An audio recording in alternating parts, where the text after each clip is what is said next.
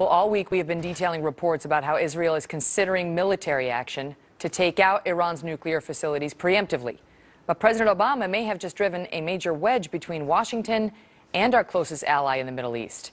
He was having what he thought was a private discussion with French President Nicolas Sarkozy about Israeli Prime Minister Benjamin Netanyahu. Sarkozy saying, quote, "I can't stand him anymore. He's a liar."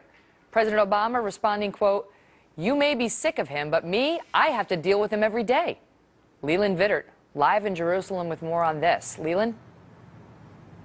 Megan, the timing on this could not be any worse, as Israel and the United States have been discussing the possibility of an Israeli strike on the Iranian nuclear program. You'd think that these two leaders would try to be having the most honest and frank conversations they could. That certainly does not seem to be the case based on how President Obama told the French president he feels about Prime Minister Netanyahu. Now, remember, Prime Minister Netanyahu and the American president have not exactly had the warmest relationship of all time, but these talks at the G20 summit and this new, what was supposed to be private conversation, certainly doesn't make those very icy relationships any warmer. Remember, this also comes at a time when Israel is increasingly isolated around the world. The French, the Europeans have been very critical of Israel building more settlements on the West Bank. Not only that, you have the situation where the peace talks have broken down with the Palestinians, something the world is not very happy with Israel about. Israel's ambassador to Turkey has also been kicked out, and Israel's relationship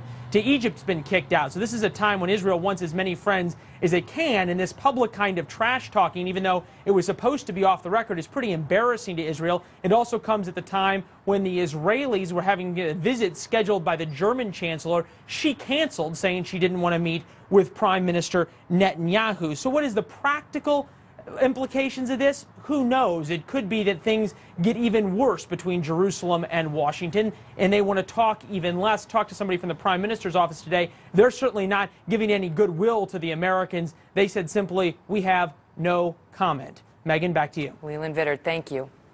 Well, Leland just mentioned how there have been some bumps in the road for this president's relations with Israel. June of 2009, the president criticized the Jewish state for continuing to build Israeli settlements in the West Bank. March of last year, the president reportedly walked out of a meeting with Israeli Prime Minister Benjamin Netanyahu. February of this year, UN Ambassador Susan Rice was very critical of the same settlement building in some high-profile remarks at the UN. And you may remember just last May when President Obama created a stir when he called for an independent Palestinian state based on the 1967 Israeli borders.